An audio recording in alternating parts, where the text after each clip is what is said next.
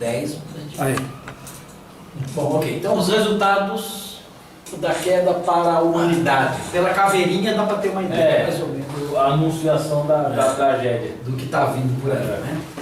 Toda a raça humana estava de algum modo ligada a Adão quando ele pecou, por isso os resultados de sua desobediência sobrevieram a todos os homens, de acordo com Romanos 5, 12 a 19, que é o texto que a gente já leu e discutiu.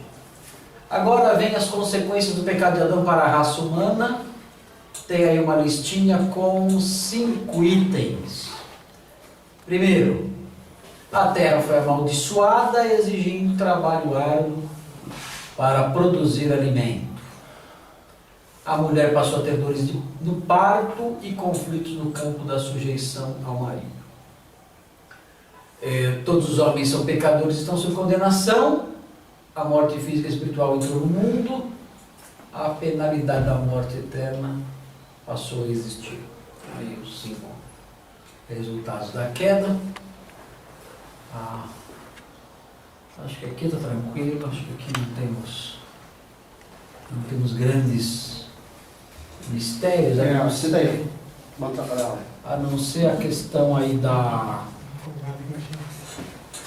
talvez o item que mais pode causar discussão é a mulher passou a ter dores de parto e conflitos no campo da sujeição ao marido.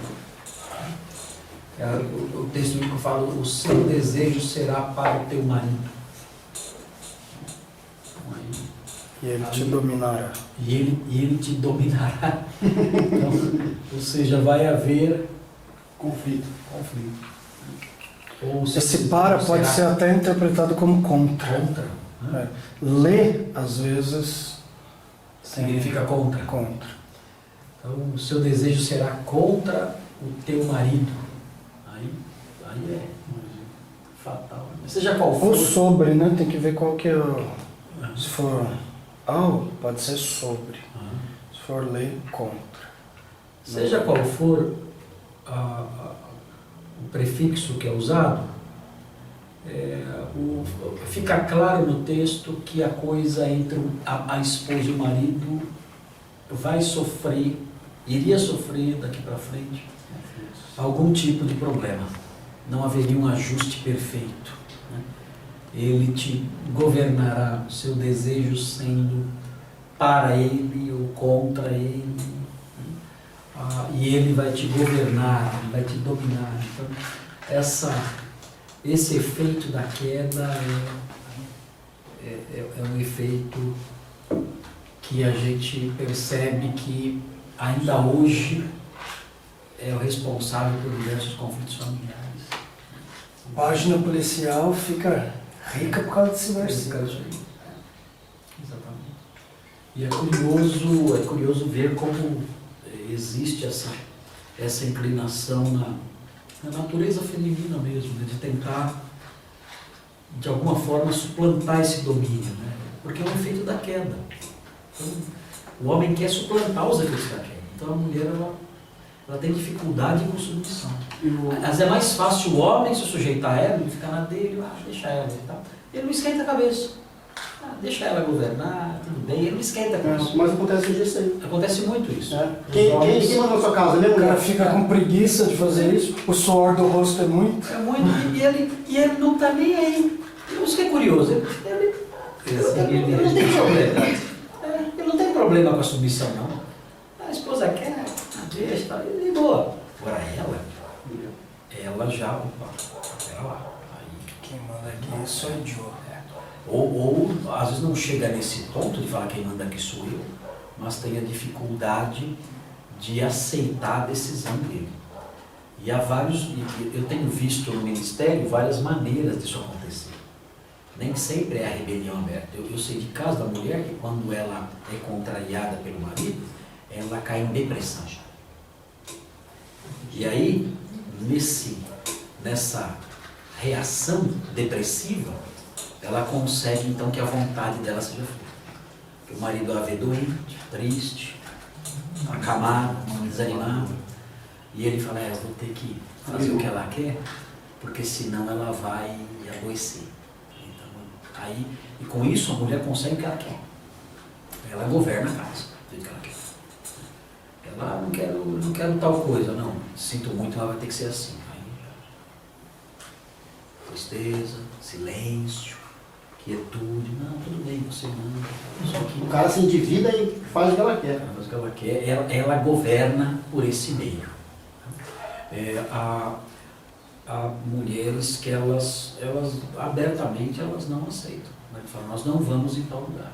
Ela fala, nós vamos sim. Mulheres crentes, elas não aceitam a direção. Não tem como. É um inferno. Não tem jeito. E não toque nesse assunto de submissão. Porque a mãe encrenca em tocar nesse assunto. É algo terrível. Um colega meu disse o seguinte, um irmão nosso, foi o seguinte, olha, existem mulheres que isso é tão forte que se você tentar vergar, tentar dobrar, quebra. Aí sua casa vai. Aí você perde seu casamento. Aí você tem que avaliar, o que eu faço? Eu preservo o meu casamento ou eu cedo? Porque quebra. Ela não curva, ela quebra. Por isso existe o cuidado de ver com quem você vai casar. Porque há mulheres que elas nunca vão chegar e falar assim, não, você dirige aí. Nunca. Pastor Marcos, sempre a minha esposa é o exemplo.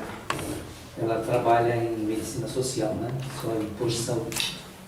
Aí, o senhor, uns 35 anos, trazendo as duas filhas, uma bebê e a outra de uns 8 anos. E só ele que vinha trazendo. A minha esposa, o médico perguntar, ela fala assim, escuta, cadê a mamãe? Minha mãe está trabalhando.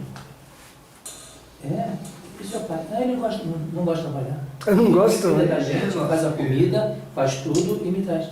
E a sua mãe? É pedreiro. Pedreiro? Pedreiro, num condomínio de luxo em Itatiba, entre Itatiba e Atibaia. Baronesa, quinta da Baronesa. E ele não vai Ele não trabalha. Ele é dono de casa também. E dá banho nas filhas. O suor do rosto é muito. Falta coragem.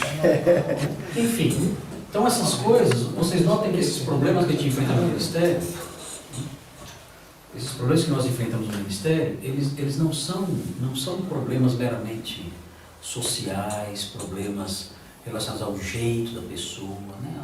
A minha esposa é desse jeito, a cultura moderna, ela vai nessa direção e tem essa postura, difícil lidar, o gênio e tal. Quando nós começamos a nos debruçar sobre a teologia, nós encontramos um modo de ver a realidade que é uma forma totalmente inédita de observar a realidade. Então, e isso é bom porque nos ajuda a lidar com o problema. Você amanhã vai estar lidando com o problema de conflito entre o casal, entre as pessoas no casamento. O que você vai dizer para eles? Aqui eu tenho a razão de tudo. Olha o que está acontecendo com você aqui. Olha por quê? Não, porque minha mãe sempre foi uma mulher assim. Não, porque eu nasci no Amazonas, eu no Amazonas, as mulheres são assim. Não, eu sou da Paraíba, e na Paraíba as mulheres são assim. Vou explicar para você qual é o seu problema. Aqui, ó. Gênesis. Assim, eu vou explicar qual que é o problema da Paraíba, inclusive. Paraíba inteira. Gênesis 3,16, está aqui o seu problema. Aqui, ó. É isso aqui. Não é a Paraíba, não é a sua criação, não é o seu jeito, não é nada disso. O seu problema é este aqui. Essa é a concepção bíblica, você pode espernear quanto você quiser. Não, o seu problema é que você desenvolve ao máximo, se rebela ao máximo contra a palavra de Deus na punição que o Senhor aplicou a você na queda. Aqui, ó. Você não se sujeita a isso, você não aceita isso aqui. E é isso, você tem que aceitar. Então é complicado, mas a teologia dá respostas para essas coisas corriqueiras. Então, é muito legal isso e trazer sempre a coisa para o lado teológico. Mostrar, colocar a coisa sob a ótica, né? Sob as lentes da teologia, que é uma visão totalmente nova. Né? As mulheres que têm esse problema não sabem disso, nem lembram. mostra isso? Geralmente falaram que é porque eu tenho um gênio forte. Não. Não é só isso. Pecado forte, Há um né? problema muito pior aqui. Olha aqui. É a natureza. Você não aceita isso aqui, e isso é a mão de Deus. Você tem que se sujeitar a isso. Deus colocou assim. Pastor Marcos, entre os aconselhamentos de famílias, esse é um dos maiores problemas que tem. Sim, sem dúvida. Não tem universo com isso. Não existe universo com isso. Não existe. A mulher que é submissa é aquela que se esforça e aí se torna. Porque ela de si mesma, ela fala, não, eu tenho que fazer alguma coisa, eu tenho que tomar frente, eu tenho que... Então, a submissa é aquela que se segura. É aquela que se segura. Deixa. Eu vou me segurar, deixa ele vai. Porque por ela própria, ela não sabe, deixa eu ir. Daqui eu vou antes, deixa eu dirigir. O problema é que às vezes o homem também acaba, ao passo que a mulher tem problemas de não se submeter, o homem tem problemas de não liderar. Tem homem que Ele já não quer, ela quer, Ela quer. aí junta a fome com a vontade de comer. Vai lá, vai em frente. Não é? Obrigado. Ok. Pastor, Sim. nesse trecho da maldição, né? O seu desejo será para com o teu marido, mas ele a dominará. E em relação a essa negligência dos homens de assumir, até que ponto vamos dizer assim, uma maldição de Deus, né? E até que ponto é irresponsabilidade humana do homem de assumir a frente? Entende? Tipo, ele vai te dominar. Ok, isso vamos dizer assim, uma responsabilidade que está jogando em cima do homem de dominar a mulher? Não, mas lá, esse dominar é um dominar com mão fortíssima. Ela quer dominar, ele fecha a mão e põe ela no lugar dela no soco. Então é o contrário, é subjugação. Sim, mas assim, a questão da pessoa não exercer isso. Isso. A pessoa não exercer isso. Isso corresponde ao mesmo caso da pessoa falar assim, olha, do suor do seu rosto ganharás o teu pão. Está lá a maldição. Pode acontecer de alguém falar assim, não, eu não vou suar. Eu não vou realizar isso. Tá? Existe aí uma maldição com força de norma. Tá? Enquanto maldição ela persiste, está lá, mas enquanto norma ela pode ser, há uma dimensão nela que enquanto norma ela pode ser desobedecida. Não dá da mulher aqui. O teu desejo será contra o seu marido ou para o seu marido e te governará. Não vou aceitar. E eu vou me rebelar contra isso. Não, você vai governá-la com mão forte. Passou o tempo agora. Não, porque ali, eu não vou governar. ali ele não está dando ordem nesse lugar. Ele está só citando. Ele fala, você vai ter dificuldade de sujeitar o marido e o marido vai tratar você que nem um cachorro. Ele está determinando que vai ser assim. Não, ele está dizendo que essa é a consequência do pecado. Essa não é uma ordem. Mas essa é a consequência do não é pecado. uma ordem, mas é uma determinação. As coisas serão assim. Então até onde essa determinação cria responsabilidades, ela pode ser negligenciada. Até onde, por exemplo, o suor do seu rosto. Não vou suar. Essa determinação, ela tem alguns momentos, alguns pontos, alguns aspectos que ela cria responsabilidades. E eu posso chegar e falar assim, ó, nesse ponto aqui em que isso gera deveres, em que isso gera desgaste, eu ter que fazer mesmo esse desgaste, até esse ponto, nesse aspecto eu não vou aceitar, eu não vou fazer, não vou suar, não vou trabalhar, não vou fazer nada. Mas o que é dominante na coisa não é isso. O que é dominante na coisa é o que Deus determinou que vai ser. Vai ser assim, vai ser desse jeito. Você se enquadrando ou não, você querendo aceitar ou não, é assim que funciona. Então, mas ali também não é uma orientação, você vai ter que só... Eu acho que o castigo a terra vai ser tão difícil de cuidar que só com muito esforço você vai conseguir sobreviver. Entendo. Então aí eu acho que não tem nenhuma orientação em nenhuma dessas. Não, mas isso cria uma realidade. Isso cria uma realidade que acaba refletindo na minha responsabilidade, no meu dever. Não há ali uma ordem, não há ali uma responsabilidade embutida lá. Mas isso cria uma realidade. Você vai ter que ser responsável para trabalhar, porque não vai ser Exatamente. fácil. Isso cria uma realidade que acaba refletindo sobre os meus ombros. Se eu quiser comer, eu tenho que trabalhar. E o que não trabalha não come. O trabalho não come, porque senão... Não suou. Então é uma determinação que em seus desdobramentos, né, nos desdobramentos dessa determinação, acaba criando, né, certos pesos para mim como deveres, né, que eu tenho que... Você quer comer? Quer? Você tem que isso. Você vai ter isso lá para comer. Então, nesse aspecto, aí pode haver negligência. Eu não vou me submeter, eu não vou governar, eu não vou trabalhar, até onde, né, isso gera responsabilidades para mim, até onde isso gera deveres para mim, né, eu posso ser negligente. Mas é claro que o texto não é um texto que estabelece mandamentos para a pessoa. Há outros textos que sim. Aí você vai recorrer a textos que falam disso como ordem. Esposas, sede submissas. Olha, trabalhe, se você não trabalhar, você não vai comer. Aí você não vai buscar em Gênesis isso. Você nem precisa buscar em Gênesis. Se quiser buscar em Gênesis, tem textos claros que falam desse assunto. E a mudança comportamental do mundo de 60 para cá, com o feminismo, com essas coisas todas. Piorou ainda mais a relação da mulher. Piorou ainda mais o problema. Então, e aquela história, né? Eu estava conversando com vocês lá no nosso intervalo lá. Eu vi na Veja uma entrevista nas Páginas Amarelas com uma escritora americana feminista.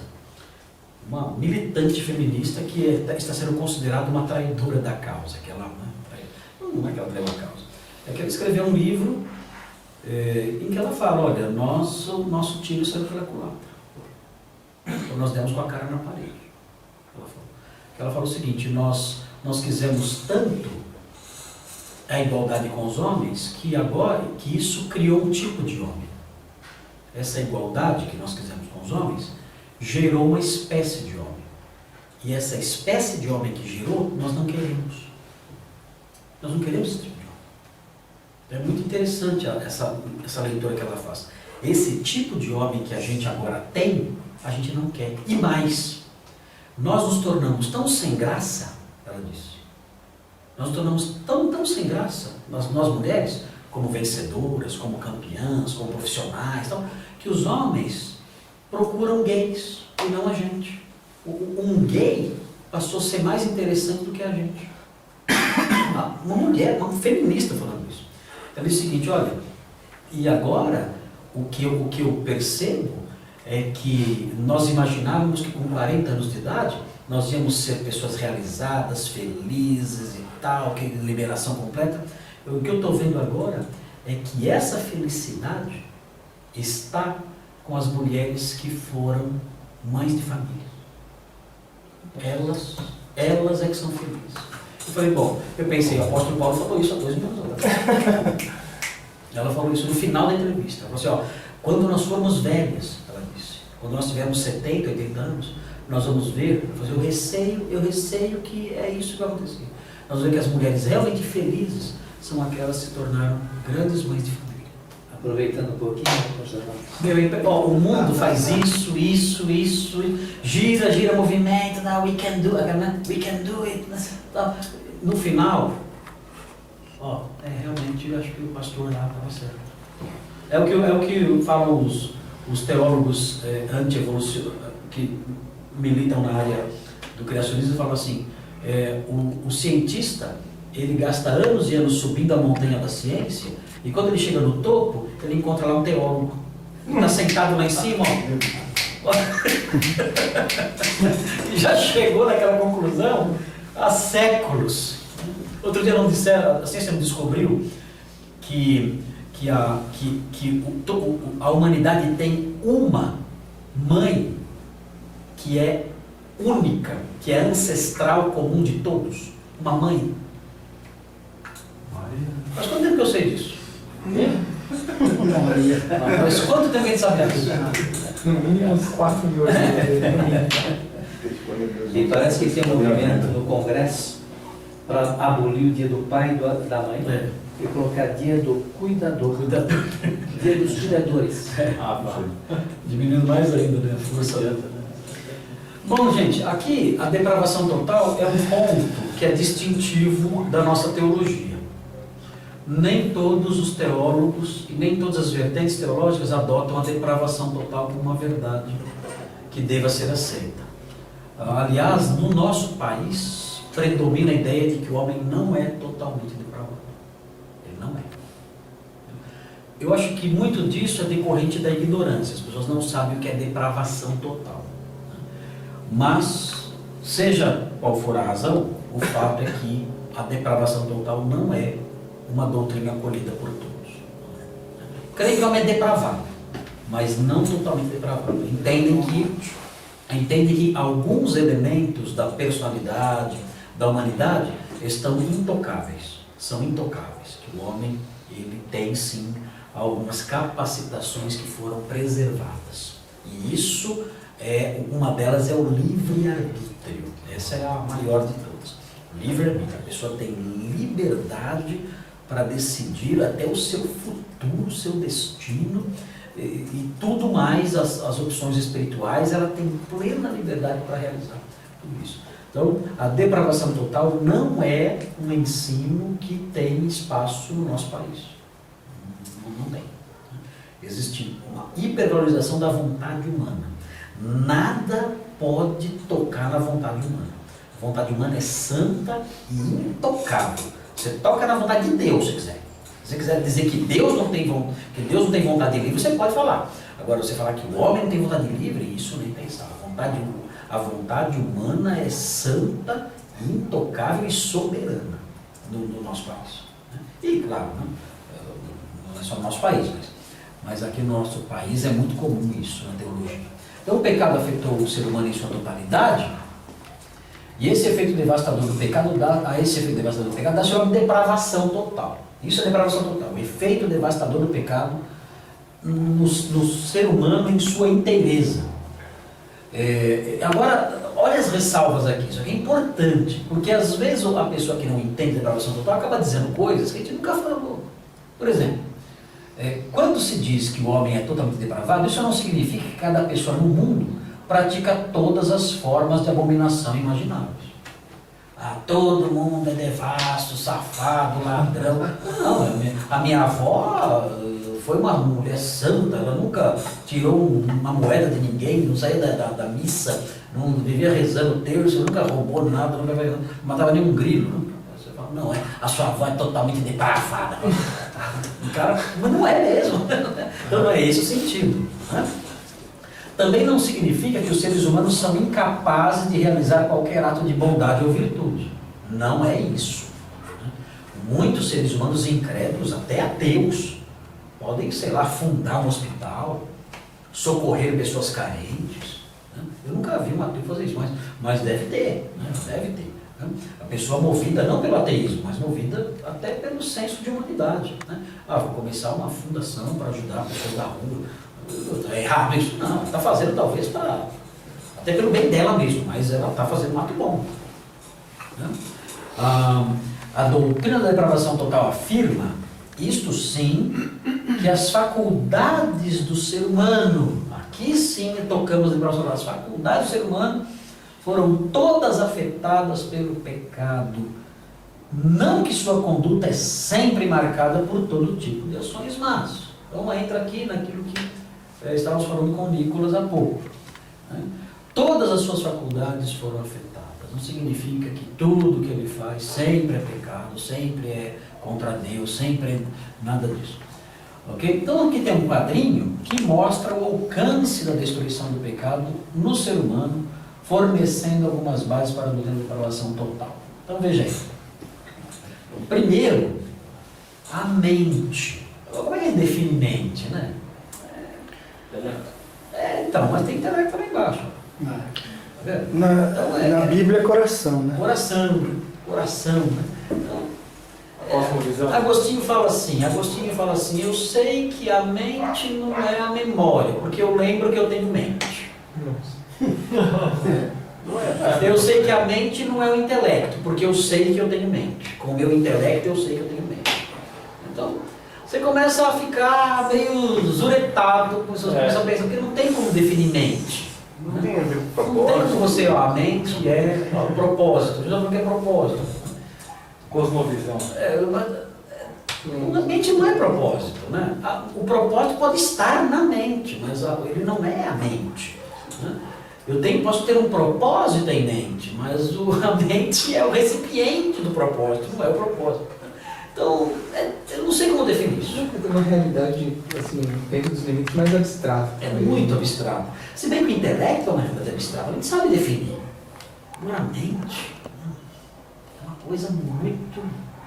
A gente sabe o que é, mas não sabe o que é. definir. Sabe o que é, mas não sabe o que é.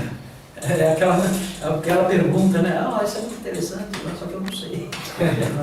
É um cara lá. Coração ou mente? Coração ou mente, né? Enfim, eu coloquei aqui no efeito, eu coloquei no interior do homem. Então, aí o que é a mente? A mente é o mundo interior, né?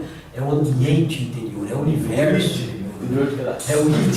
É o superego. Lá do cérebro, É o cego meu. Vamos definir isso, né? O interior do homem é uma fonte inesgotável. Olha aqui, né? Em que sentido a mente foi afetada? Não produz só lixo, né? É claro que a mente pode produzir uma linda poesia, uma linda frase, ela pode produzir belos propósitos, arte, expressões artísticas maravilhosas, né? Obras lindas e até originar ações fantásticas. Mas vejam, ela é também uma fonte inesgotável de palavras e ações. Mas não é nenhuma pessoa. Todo ser humano tem uma mente que produz isso. A minha é assim, a sua é assim. A nossa mente produz coisas más. E não há nenhuma mente que não produza isso. De onde isso vem? A nossa mente foi corrompida, a nossa mente foi depravada, a nossa mente sofreu o impacto deteriorante do pecado. Vamos olhar Gênesis 6, 5. Irmão Nilson, poderia ler para nós, por favor? Gênesis 6, 5. É difícil, né, dormir com isso, né? Mas paciência. Por favor. Viu o Senhor que a maldade do homem se havia multiplicado na terra e que era continuamente mal todo o desígnio do seu coração. Olha aí. O desígnio do coração, né? Aqui o coração, né, que o pastor Tomás falou, sendo a mente. Aí o desígnio dentro dessa mente, né? O que ele quer sempre... O recôndito, assim, isso, o recipiente, né, do desígnio, aquela mente abrigando um desígnio maldoso, maléfico, né? Então, sempre querendo fazer o mal, sempre abrigando desígnios pecaminosos, a mente ali, sempre gerando desígnios pecaminosos. Então, é uma fonte disso, né? Uma fonte dessas coisas. Salmo 58:3. Nicolas, lê para nós, por favor. O Salmo 58:3. Como é? Por isso, gente, entrou gente no seu gabinete para conversar. Lembra com quem você está falando. Lembra. Você está falando com alguém que foi afetado pelo pecado em todas as suas faculdades. Essa pessoa vai querer manipular você. Com certeza. Vai selecionar a história que vai contar. A forma com que vai apresentar a história. Ela vai mentir do jeito dela, ou ela pode, todos vão mentir, mas ela pode mentir, não se assuste se ela mentir. Oh, não esperava isso. É isso aqui. Nós somos isso. Nós temos que dominar isso, mas nós somos isso. Salmo 58:3, Deus. Os ímpios erram o caminho desde o ventre, desviam-se os mentirosos desde que nascem. Ok? Então, desde pequenos, já há uma mente corrompida, inclinada para o desvio. E Isso é bom, quem trabalha no dever sabe. Você vê isso, né? Crianças com a mente maculada pelo pecado ali, claramente você percebe isso nelas. Egoísmo, objetivos malignos, prazer no mal, a alegria de ver o outro sofrer, tudo isso lá presente. Mateus 15, 18 e 19. Fernando, você pode ler para nós? Mateus 15, 18 e 19.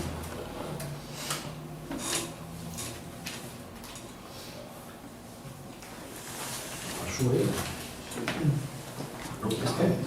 Ele tá ligando para a esposa para ela ler lá de casa. Então, nós vamos ver essa. Presta atenção no versículo.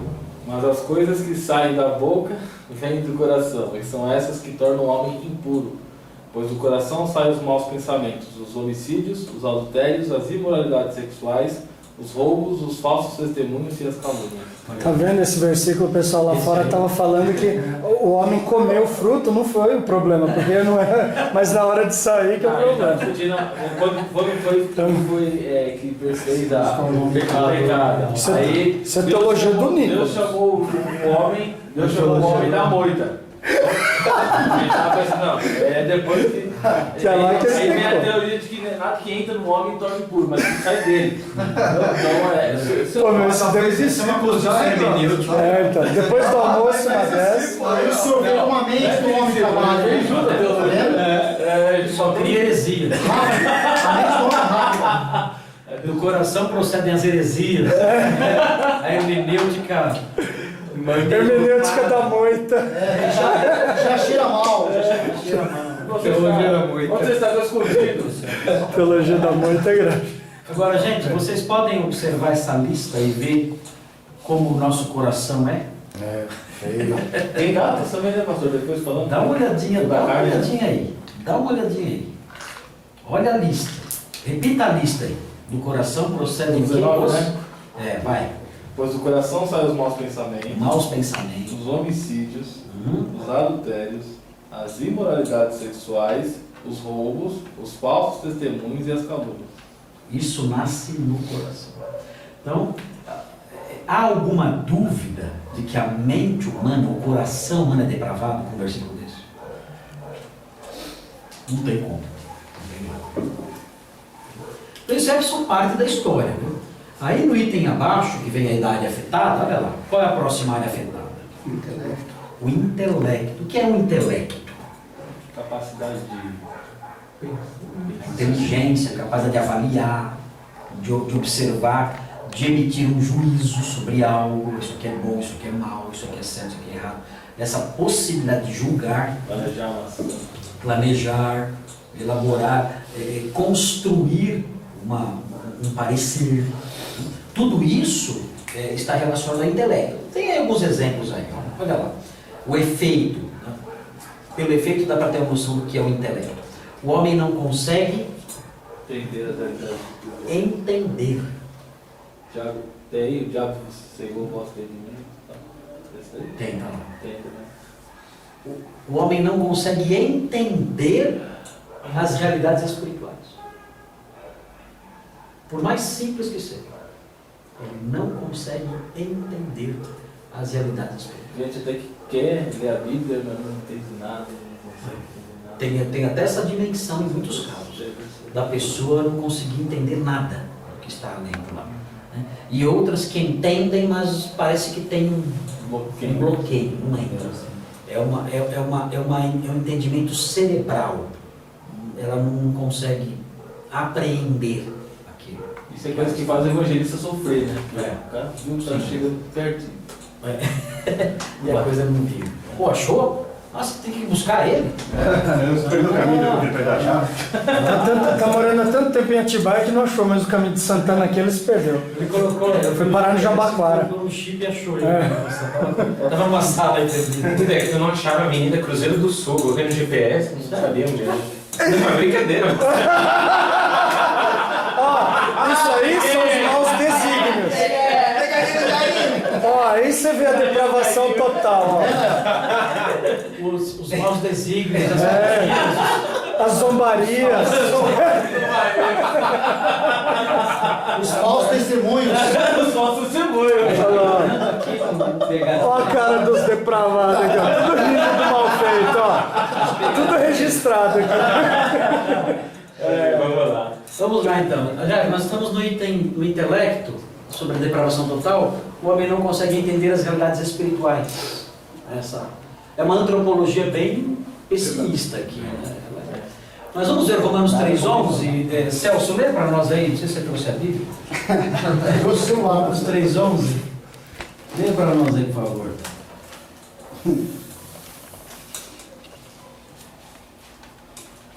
Não há ninguém que entenda, ninguém que busque a Deus. Ok? Não há ninguém que entenda. Ok? Essa parte do versículo mostrando essa limitação intelectual. 1 Coríntios 1,18. Isaac, leia para nós, por favor. 1 Coríntios 1,18. Não é claro isso na Escritura? Pois a mensagem da cruz é loucura para os que estão perecendo, mas para nós que estamos sendo salvos é o poder de Deus. Ok? A palavra da cruz é loucura. Eles avaliam a palavra da cruz como algo sem sentido. Não tem sentido, é coisa de louco. Não tem lógica. 2,14, Isaac, leia para nós 2,14. Quem não tem o Espírito não aceita as coisas que vêm do Espírito de Deus, pois lhes são loucura, e não é capaz de entendê-las, porque elas são discernidas espiritualmente. Olha aí, a condição do intelecto humano. As coisas espirituais estão fora do campo de entendimento dessas pessoas. Não adianta. É com esse tipo de gente que a gente está lidando. 2 Coríntios 3, 14 e 15. João Ivo, se você tiver acordado, lê para nós. Ah, tô morrendo de boa agora. Tá maldade, né? Eu não suportei a tentação que veio do meu Ele tá instalado, esse nem pisca hoje. 3, 14 e 15. Pode ler? Pode ler, por favor. Na verdade, as mentes deles se fecharam, pois até hoje o véu permanece quando é lida a antiga aliança.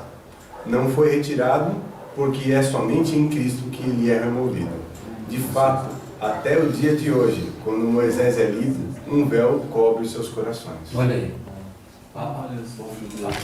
A incapacidade na mente, né? A impossibilidade de compreender a leitura da Escritura. Ela se fecha, né? Se fecha. Aqui o texto está falando dos judeus, é isso? É, dos judeus. Mas no texto seguinte vai falar sobre os gentios. 4, 3 e 4. Lê também esse, João Paulo. 2 Coríntios 4, 3 e 4. Já li aqui, né? Mas, se o nosso evangelho está encoberto, para os que estão perecendo, é que está encoberto. O Deus desta era cegou o entendimento dos descrentes, para que não vejam a luz do evangelho da glória de Cristo, que é a imagem de Deus. Ok. Aí já não é os judeus. Agora já É no geral. Então há problemas na mente, no intelecto das pessoas? Que vem dela, pelo que está dizendo esse texto último agora, também do Deus dessa era. Sim. Então, olha quantas coisas. Além da mente estar ela em si mesma ser incapaz, ainda existe uma atuação do inimigo que impede ainda mais. Bloqueia mais. Mais um motivo para te glorificar Deus. Então, quando você começa a construir uma antropologia bíblica, você começa a duvidar do arminianismo. Totalmente. Você fala, caramba, o arminianismo acho que não está com essa bola toda. Porque você começa a ver que, peraí, para essa pessoa se converter, para ela tomar uma decisão, isso é impossível. Não entende? Não é possível. Né? Não é possível. É um morto mesmo. Você pinta um quadro fúnebre, né? Oi? Você pinta um quadro bem fúnebre. Sim, não tem como. Ou seja, a gente vai continuar o quadro. Né? Mas já aqui, a gente começa a falar, caramba, como é que esse cara vai se converter? Se eu levar a sério esses textos, acabou. Não tem como. O mundo é o necrotério e tem que ser, vai sair um vivo daqui. Vai sair um vivo pulando, não tem como. Eu tive um aluno, o nome dele. Esqueci. o nome dele, mas eu sempre brinquei com ele como o calvinista de um ponto. Porque durante um exame de ordenação simulado, o nome dele era Emerson, pastor Emerson. Muito legal, cara, muito legal. Fui até pregar na igreja dele, aqui na região da Penha era a igreja dele, não sei se ele está lá ainda. Aliás, recentemente ele me ligou até por conta desse nosso papo. Mas fazendo o exame de ordenação simulado, eu perguntei se ele era calvinista, ele falou que era. Acho que eu já falei isso para vocês dele. E eu falei assim, quais são os pontos do calvinismo que você adota? Os 5? Ele falou assim, não, os 5 não. Eu falei, 4 então. Ele falou assim, não. Eu falei, quantos pontos do calvinismo você adota? Ele falou, um só. Eu falei, Ué, então você é calvinista de um ponto? Ué, mas não existe, não, eu sou calvinista de um ponto. Qual é o ponto que você adota? Ele falou assim, eu adoto a perseverança dos santos, acho que o crente não perde a salvação. Eu falei, então você é um arminiano de 4 pontos, você não é um calvinista de um. Aí brincamos, tudo, e com o passar do tempo, ele me ligava às vezes para a gente combinar ele pregar na igreja dele, alguma outra coisa e tal. Ele ligava, aqui é o Emerson. Emerson, que é Emerson? Eu falava, calvinista de um ponto.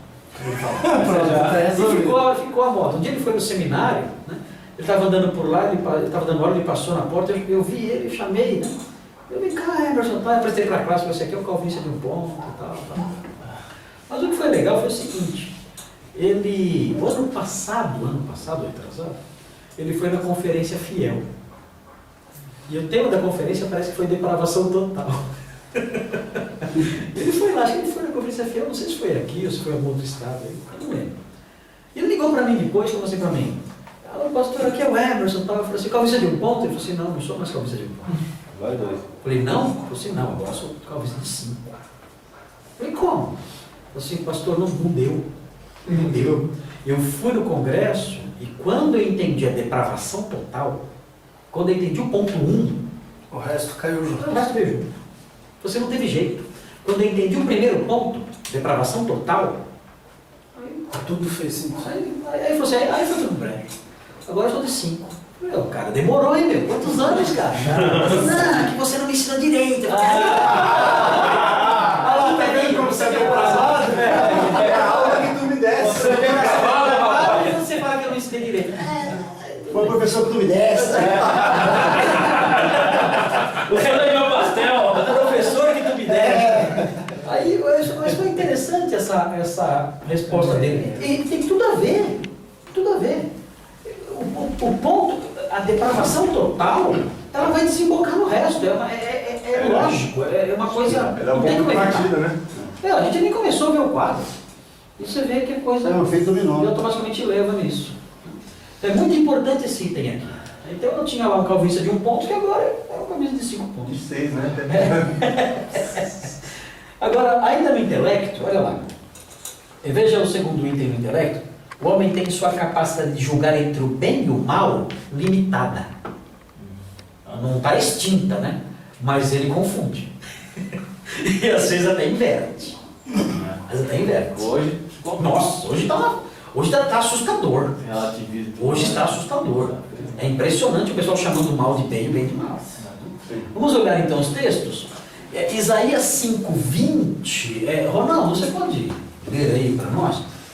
Isaías 5:20. Veja aí como é claro esse texto falando dessa prática, né? É uma inversão, né? É uma inversão. Ronaldo, lê para nós Isaías 5:20. Ai dos que ao mal chamam bem, e ao bem mal, que fazem da escuridade luz, e da luz escuridade. Põe o amargo por doce, e o doce por amargo. Já viu isso em algum lugar? No jornal. Essa inversão, né? Isso aqui é ruim, isso aqui não é bom. Uma vez eu vi o Chico Anísio dizendo o seguinte, esse negócio de casar com uma mulher só, isso aí não torna você uma pessoa que entende de casamento. Se você é casado com a Dona Maria, durante a vida toda, você entende de Dona Maria. Você não entende de casamento. Quem entende de casamento sou eu. Eu já casei 5 vezes. Eu entendo de casamento. Bastante. Opa, Ele é o cara. entende e não aprendeu, não acertou até hoje. Não acertou nenhum. Ele tem Mas olha o que esse cara fez. Ele chamou o mal Bem, E o bem? Essa é a jogada. entende de divórcio, como o João disse. Romanos 1,32. Esse aqui é dose, Paulo. Romanos 1,32. Já lê para nós aí. Romanos 1,32. Embora conheçam o justo decreto de Deus, de que as pessoas que praticam tais coisas merecem a morte, não somente continuam a praticá-las, mas também aprovam aqueles que as praticam. Olha a parte final do versículo. Aprovo. Aprovam, isso aí está certo. Ó, você fez? Isso aí. Vai lá. Para fazer isso aí. Está certo. Legal, parabéns.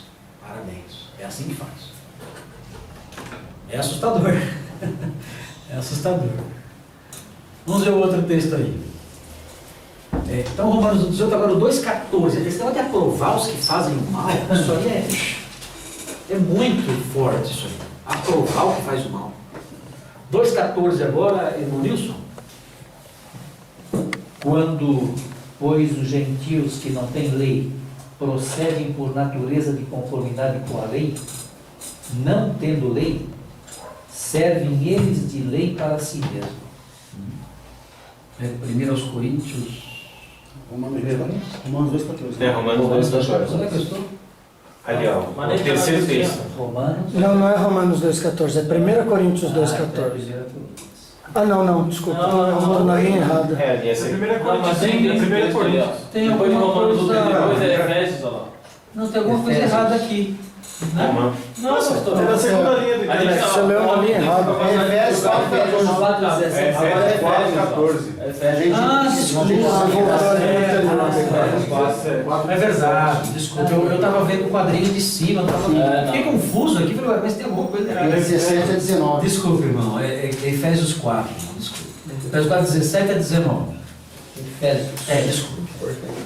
Estava entendendo a relação do versículo com o enunciado, né? Eu também fiz, na hora que você falou 2,14, tá bom, acho que você lembrou agora de me cabeça. São verdades entendidas apenas espiritualmente. Eu não estou entendendo, eu tenho o véu na minha frente. Então vamos lá, Efésios 4, 17 a 19, agora sim. Isto, portanto, digo, e no Senhor testifico, que não mais andeis como também andam os gentios, na vaidade dos seus próprios pensamentos, obscurecidos de entendimento, alheios à vida de Deus por causa da ignorância em que vivem, pela dureza dos seus corações, os quais, tendo se tornado insensíveis, se tornaram a dissolução para com avidez cometerem toda a sorte de impureza. Qual é a parte do trecho que realça essa limitação na capacidade de julgar entre o bem e o mal? Eles estão Obscurecidos de entendimento, aí eles fazem o quê? Eles perdem a sinceridade. Ignorância. Oi? O que eles fazem? Vim pela dureza do coração. Sim, eles se entregam à depravação. Com avidez. Com avidez.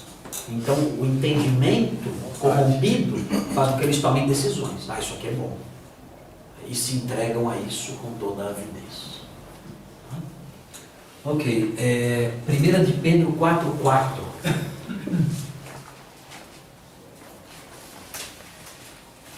Quem vai ler agora é o Nicolas. Eles acham estranho que vocês não se lancem com eles na mesma torrente de imoralidade e por isso os insultam. Eles acham estranho. O que há de errado com você? Hã?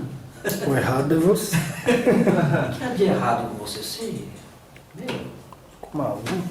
maluco? Maluco. Na área moral dos homens isso é muito forte, né? Nossa. Os homens julgando uns aos outros, né? O crente por causa da... Como assim você não olha para as mãos? Como assim você não busca... Você não tem outra mulher? Difamando-vos, é claro. Sim. Eles estranham que vocês não concorrem nos mesmos excessos que eles praticam. Você é o ET. Você está fora. Fica até com raiva de você. O cara tem alguma coisa errada com ele. É terrível, né, isso aí? Legal, então olha aí, o enunciado então o homem não consegue entender, desculpa, o homem tem sua capacidade de julgar entre o bem e o mal limitada. Ele inverte as coisas. E o último aí no intelecto, o homem tende a acolher, aqui é o lado ativo, né? O homem tende a acolher as mentiras e fábulas mais grosseiras. É aquela história, né? Quem não crê em Deus, a pena é crer em qualquer coisa. Que daí Como disse o Chesterton, né? Você não crê em Deus, a pena é crer em qualquer coisa. No ano passado, pregando lá sobre o anticristo, né, tal, pessoal, eu falei para os irmãos, a punição para quem não crê na única verdade é acreditar em todas as mentiras. Todas. Nenhuma escapa. As mentiras mais toscas, a pessoa acredita.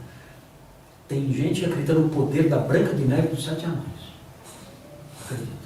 Lá atrás do Henrique Cristo. Lá atrás do Henrique Cristo. Vai. O cara mais ridículo.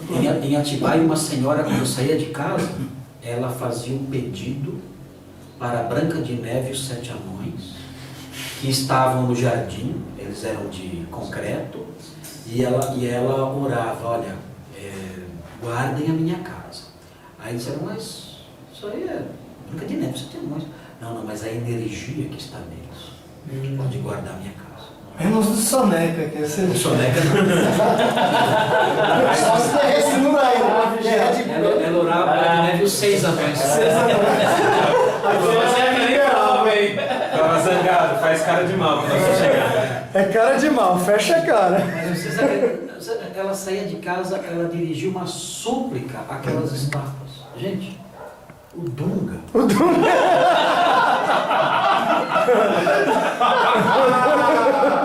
Ela orava, guardem a minha casa. Não dá. O Dunga nem na seleção não deu certo. Vocês sabem que existem seitas na Europa e no Brasil, certamente existem também. É que naquele livro Pêndulo de Foucault, do Berger, ele menciona essas seitas na França, na Alemanha, de pessoas que são pessoas de alto nível intelectual, são médicos, são doutores, são advogados, juízes, enfim, eles se dedicam à caça de duendes. O Conan Doyle acreditava. Oi? O próprio Conan Doyle acreditava em fadas. Então, caçar duende, cara. Mais complexo. Colocar uma armadilha para ver se pega o doente. Aí pega o doente, né? Coisa de louco, coisa de doente mental. Doente mental. Pensa nisso. Bom, então vamos ver lá os textos. Salmo 14:1, todo mundo sabe, né? Me diz o texto. Salmo 14:1.